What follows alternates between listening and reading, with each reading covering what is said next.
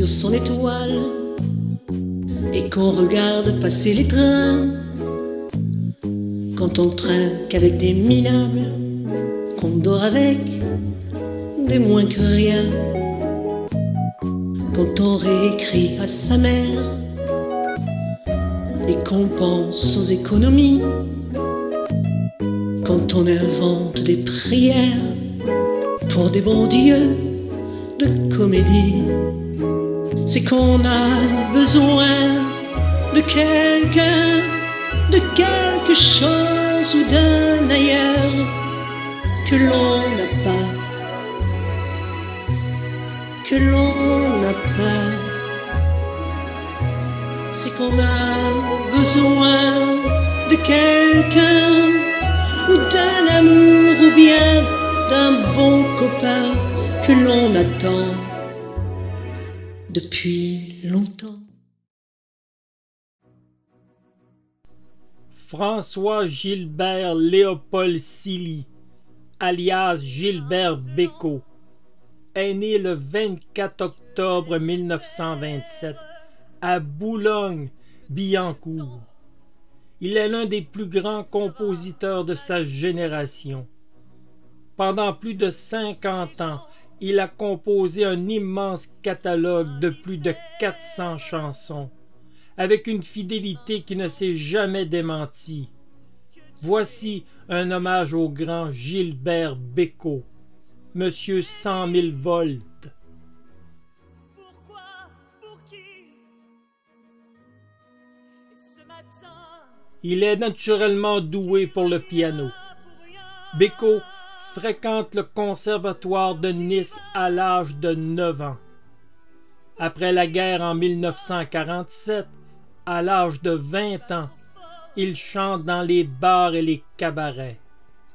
Il s'appelle François Bécaud. Il fera des rencontres capitales pour la suite de sa carrière.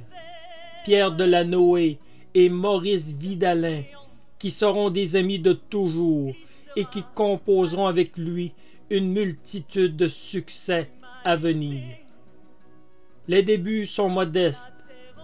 Il accompagne Jacques Peels au début des années 50. Ensemble, ils feront plusieurs tournées couronnées de succès. Il compose une chanson pour Édith Piaf, Jetée dans la peau. Piaf accepte la chanson immédiatement. Bécaud rencontrera un autre futur grand compositeur qui est dans l'entourage de Piaf, nul autre que Charles Aznavour. Ce sera le début d'une collaboration entre les deux. Ils signeront durant les décennies suivantes d'excellentes chansons. maintenant, que vais-je faire? En 1952, Bécaud a acquis toute l'expérience dont il a besoin pour se lancer. Louis Amade, Maurice Vidalin et Pierre Delanoë sont de solides auteurs qui vont lui fournir des textes forts sur lesquels il va commencer à composer des mélodies qui deviendront inoubliables. Il se marie la même année avec Monique Nicolas. Bécaud fait des débuts officiels en solo avec des titres comme Mes mains et Les croix. Les critiques sont unanimes. Bécaud ne reçoit que des éloges, au point où Bruno Cocatrix veut Bécaud pour la réouverture de l'Olympia. Nous sommes en 1954. Le succès sera foudroyant en février 1955. Il est maintenant établi. 4000 spectateurs à ses spectacles. Bécaud n'est pas passif sur la scène. Il bouge, il parle, il est proche du public qui le lui rend bien. On lui attribue plusieurs surnoms, mais celui qui lui collera à la peau pour le reste de sa vie sera Monsieur 100 000 volts. L'Olympia lui appartiendra. Ce sera sa maison. 31 passages dans cette salle jusqu'à 1999. où le public en redemandera toujours plus.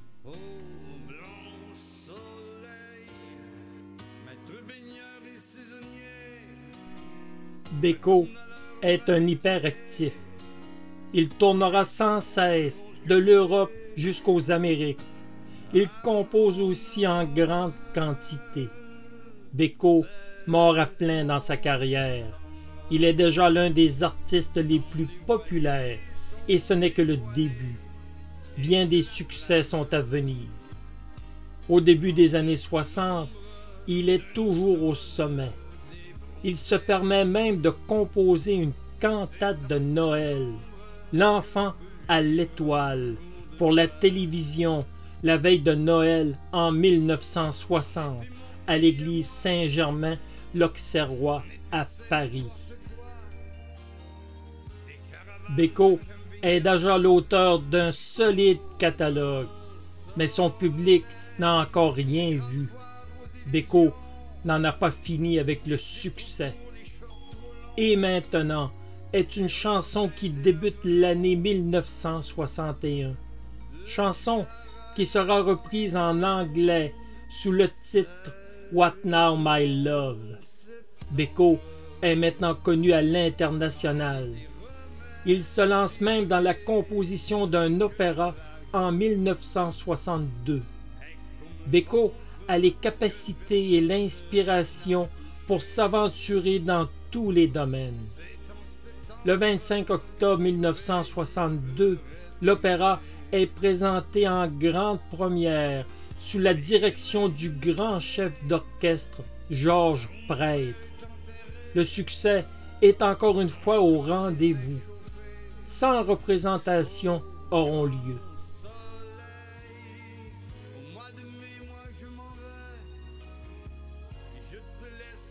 « 1963, c'est Dimanche à Orly, un autre titre phare. Puis, il se mettra à composer pour d'autres artistes. Richard Anthony et Hervé Villard auront la chance d'avoir d'excellentes chansons pour se lancer. En 1964, c'est l'arrivée de l'un de ses titres les plus célèbres, Nathalie, qui sera l'un de ses plus grands vendeurs. Bécaud continue à se produire à l'Olympia. Il en est déjà à son 12e passage. Et comme toujours, la salle est pleine.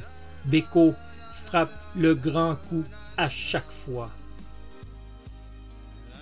1965, c'est Quand il est mort le poète pour Jean Cocteau. Et tu le regretteras, en hommage au général de Gaulle, qui fera du bruit, mais qui ne fera aucun mal à sa carrière. Quant à Jean Cocteau, Bécaud n'avait pas oublié son support lorsqu'il s'était fait attaquer par une certaine presse. Il était naturel pour lui de lui rendre hommage. Bécaud n'oublie pas ses amis. Les chanteurs internationaux ont Bécaud à l'œil. Après et maintenant, qui a été adapté en anglais, c'est maintenant au tour de Je t'appartiens, qui est traduite en Let it be me, qui feront une fois de plus la renommée de Bécaud comme compositeur. Elvis Presley, Nina Simone et bien d'autres reprendront cette chanson universellement connue. Et John, il va très bien. Et John, il n'a besoin de rien. D'ailleurs, 1967, L'importance est la rose, un autre de ses plus grands titres, arrive directement sur les palmarès. À chaque année, Bécaud pond une ou deux chansons qui vont rester éternelles dans le souvenir des gens. La décennie se termine au même rythme. Bécaud n'arrête pas. Les albums se succèdent à chaque année. Les tournées et les apparitions à la télévision occupent tout son temps. La solitude n'existe pas. Débute la décennie des années 70. Puis, c'est la vente aux enchères avec son grand ami Monsieur Pointu, Février 1972, c'est maintenant un 19e Olympia pour lui. 1973, le rythme de vie effréné de Beko commence à le rattraper. Depuis plus de 20 ans, il tourne sans cesse et surtout, il fume comme une cheminée, 2 paquets par jour. Le tabac est un problème pour lui et Beko est fatigué. Il doit se reposer.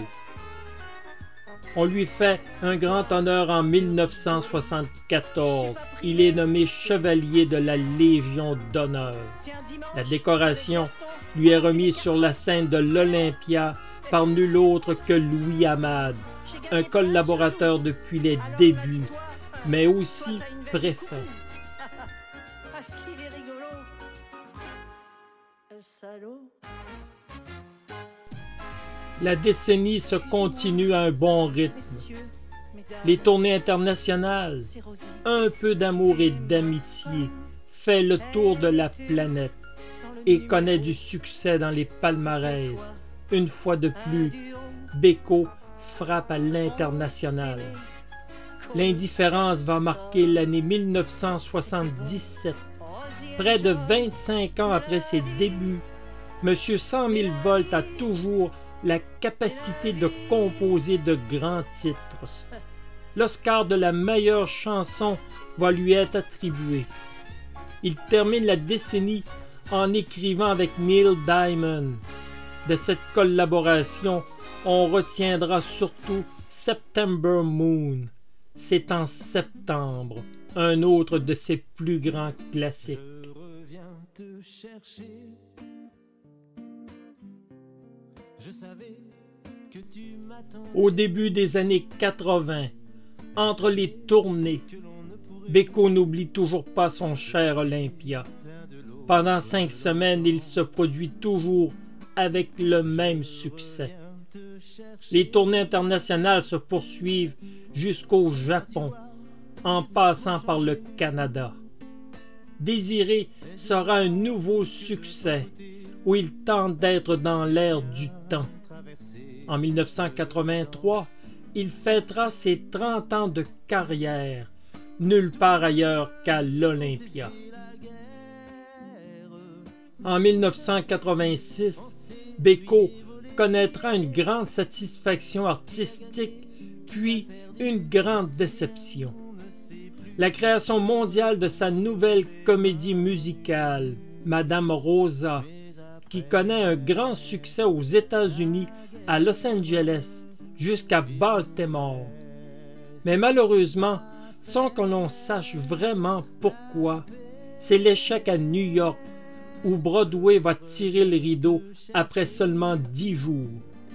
Cet échec va avoir des répercussions jusqu'en France, où on renonce à présenter la version française qui était déjà finalisée. Beko en sera fortement déçu. Je reviens te chercher. J'ai l'air bête. En 1988, c'est le 26e Olympia. Et Beko ne fait pas les choses à moitié. Beko donnera en alternance 2 concerts différents. Le spectacle rouge et le spectacle bleu. Les répertoires sont différents pour les 2 représentations.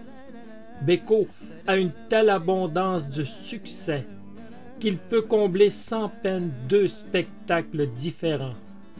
Ces concerts seront filmés pour la postérité. Ce passage à l'Olympia sera un autre succès. À maintenant 61 ans, Beko est toujours aussi vivant sur scène. Ce séjour est parfait et réussi. En 1991, Beko tourne et tourne. Il donnera 249 concerts. Il défie le temps. La mort est misérable. 1992, c'est un nouveau disque. Une vie comme un roman. En octobre 93, c'est un passage de 3 semaines sur la scène du Palais des Congrès de Paris. Par la suite, Bécaud ralentit ses activités. Il se repose et tente de prendre soin de sa santé. En novembre 1996, c'est maintenant l'album Ensemble et on repart en tournée. L'Europe, la Tunisie et le Japon. Un 30e Olympia en 1997 pour ses 70 ans, avec un public toujours fidèle, en novembre. Puis, il tourne encore en France et au Canada. En 1999, ce sera le dernier album du vivant de Gilbert Bécaud, Faut faire avec. Il chantera en duo avec sa fille Émilie. L'album est bien reçu. Toute sa vie, Bécaud aura l'inspiration qui ne le quittera jamais. En novembre, il se retrouve de nouveau dans son cher Olympia. C'est un triomphe comme à ses plus belles années. Bécaud n'a jamais réglé son problème de consommation de tabac et d'alcool. Il est maintenant malade. Il souffre d'un cancer du poumon. Mais le public le supporte. Le public l'aime. Ce sera son dernier séjour à l'Olympia de Paris. Il avait la volonté d'y retourner en octobre 2001, mais ses problèmes de santé auront raison de lui. Il termine des enregistrements et rend les armes le 18 novembre 2001 à l'âge de 74 ans. Mais elle ne pourra pas avec ses manigances. Gilbert Bécaud a eu une carrière époustouflante. Il a composé un impressionnant catalogue de 400 chansons. Il fut l'un des plus grands compositeurs de son époque. Il a composé une multitude de mélodies qui resteront dans la tête des Français pour toujours. Il se sera produit 31 fois à l'Olympia. On le surnomma avec justesse Monsieur 100 000 volts, car il était survolté sur scène, il était heureux sur scène, et il transmettait son bonheur à son public. Il était généreux avec un public qui l'était tout autant avec lui. Gilbert Bécaud aura marqué son époque. À cette table,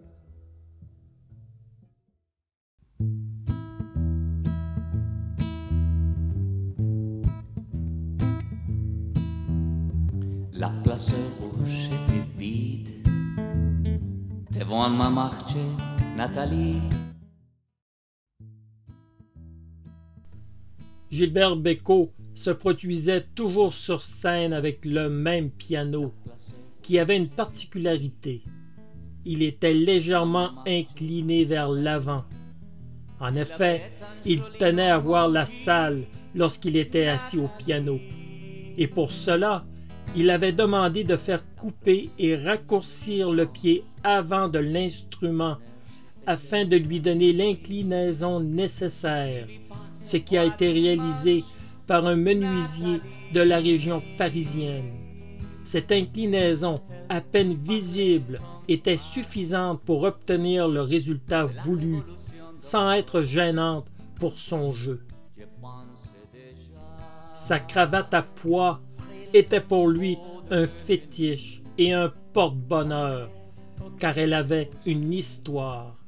Sa mère lui avait taillé une cravate à même l'une de ses robes pour une entrevue. Bécaud se présenta à un patron de bar et sera embauché immédiatement. À partir de ce jour, il considérait que cette cravate lui avait porté chance. C'est ainsi qu'il ne se présentera jamais plus sans sa fameuse cravate à pois. Il gardera toujours le même modèle en hommage pour sa mère. Invariablement, c'était une cravate bleue à gros pois blancs. Il était si attaché à cette cravate qu'il en avait fait le titre de son livre, L'homme à la cravate à pois. L'Olympia de Paris est présente dans toute la carrière de Bécaud. Il va s'y produire 31 fois. Il figure en première partie lors de sa réouverture par Bruno Cocatrix en février 1954 dans un programme où les têtes d'affiche sont Lucienne Delille et son mari Aimé Barelli. En février 1955, Cocatrix propose d'offrir le spectacle de Bécaud aux étudiants. Plus de 4000 spectateurs se pressent alors que la salle ne contient que 2000 places. Les adolescents sont pris de frénésie et s'emballent jusqu'à casser des fauteuils. Ce sera un succès qui ne se démentira jamais. Il va s'y produire 31 fois. Le record du plus grand nombre de prestations pour un artiste à l'Olympia est détenu par Gilbert Bécaud. Monsieur 100 000 volts a livré à son public des spectacles survoltés, à son image. Le jour de ses funérailles, l'Olympia, sa maison, lui rend hommage en affichant en lettres de feu « Salut Gilbert Bécaud ».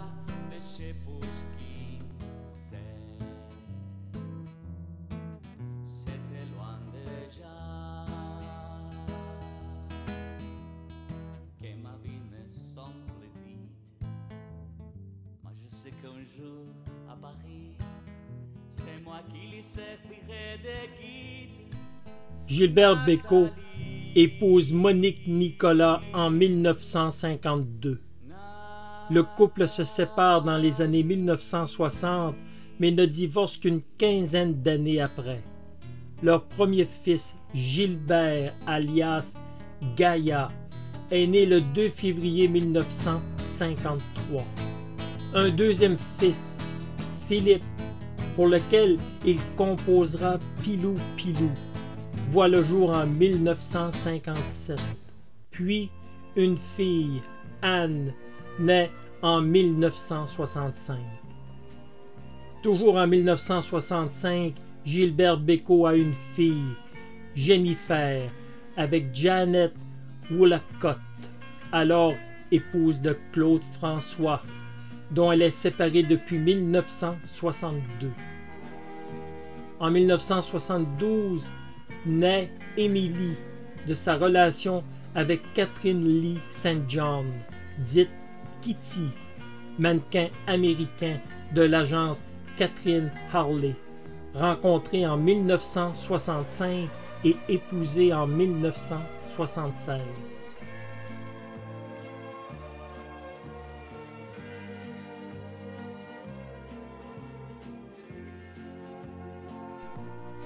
Brigitte Bardot a eu une aventure sentimentale avec Gilbert Bécaud à la fin des années 50. Elle dira textuellement dans sa biographie « Il est difficile de résister à Bécaud. Il est tellement persuasif. Il rit, il plaisante. Il remercie avant même que vous lui ayez dit oui. Gilbert était charmeur. Il me faisait un peu la cour, comme ça, pour rire. J'étais fasciné, sous le charme, un peu envoûté, en dehors du temps. J'étais tombé amoureuse. Un coup de foudre imprévisible et qui me tenaillait aux tripes. J'étais prise au charme de Gilbert qui me couvrait de fleurs, de petits mots, de coups de téléphone. Bécaud m'appelait tous les soirs, ou plutôt toutes les nuits. Chacune de ces visites était une fête. Quel drôle d'effet ça fait d'aimer quelqu'un de célèbre dans le monde entier. L'ennui, c'est que les journalistes avaient flairé quelque chose et les articles sortirent, pleins de sous-entendus. Nous étions le couple de l'année. Gilbert, qui avait basé son image de marque sur sa vie familiale, voyait d'un très mauvais œil la publicité tapageuse qui entourait notre idylle.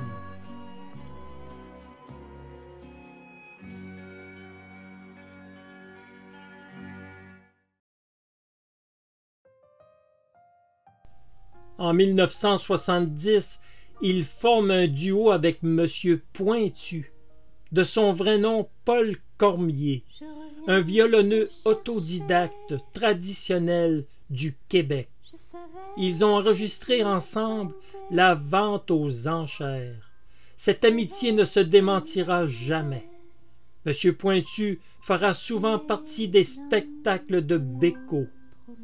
Lors de ses passages au Québec, Bécaud en profitait toujours pour fréquenter la famille de Monsieur Pointu. Tu vois, j'ai pas trop changé. Et je vois que de ton côté. Doudou Morizot, régisseur qui a travaillé près de 30 ans dans la salle mythique de l'Olympia, raconte une anecdote sur les dégâts causés par Gilbert Bécaud. Monsieur 100 000 volts, il cassait le piano, relate Doudou, le sourire aux lèvres. Il tapait déçu au lieu de jouer normalement. C'était mon boulot d'appeler l'accordeur l'après-midi avant le spectacle. Souvent, il me disait qu'il fallait remplacer une corde. Ça coûtait une fortune. Un jour, l'ex-régisseur a décidé de découper le piano. Bécaud se plaignait que le couvercle était trop haut et les gens ne voyaient pas ses mains. J'ai suggéré au directeur général de l'Olympia de Paris de couper un peu les pieds du piano et de scier sur les côtés. Un piano Steinway découpé à la tronçonneuse. Le patron était fou, s'amuse encore Doudou Morizet.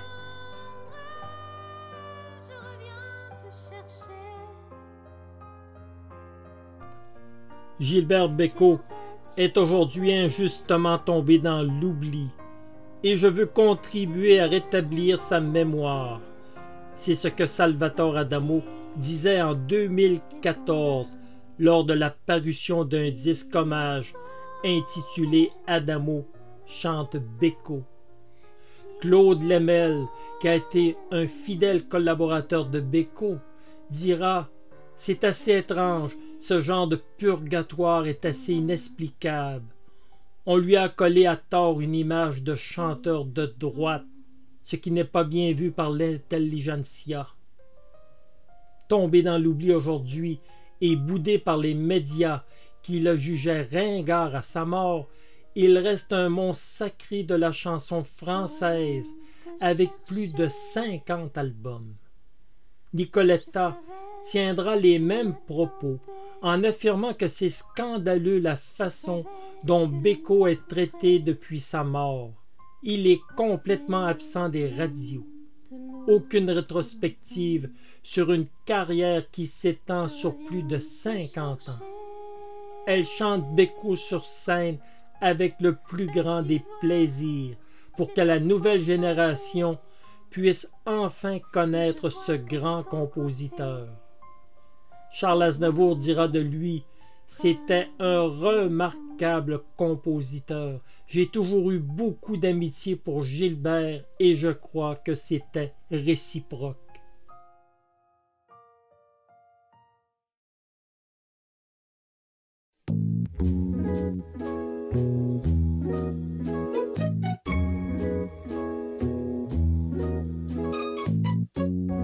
Quand on est seul sur son étoile et qu'on regarde passer les trains, quand on trinque avec des minables, qu'on dort avec des moins que rien, quand on réécrit à sa mère et qu'on pense aux économies, quand on invente des prières pour des bons dieux de comédie, c'est qu'on a besoin de quelqu'un, de quelque chose ou d'un ailleurs que l'on n'a pas, que l'on n'a n'a pas, c'est qu'on a besoin de quelqu'un, ou d'un amour, ou bien d'un bon copain que l'on attend depuis longtemps, longtemps. Quand on est seul sur son étoile, on n'entend pas le temps courir. On est au chaud et l'on s'installe comme un cheval qui va mourir.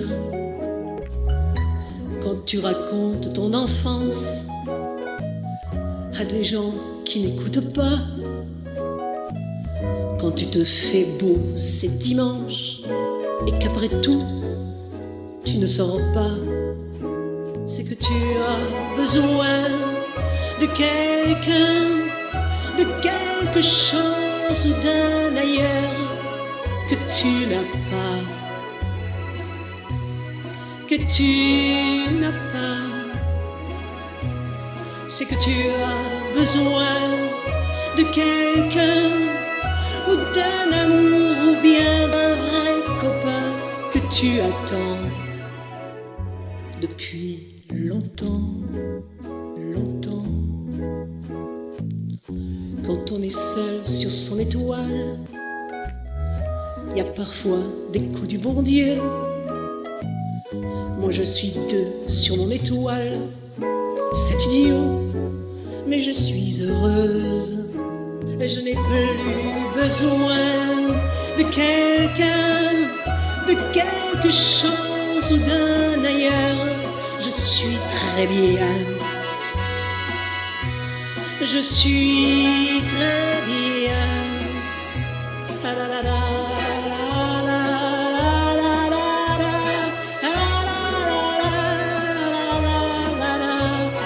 Je suis très bien, je suis très bien.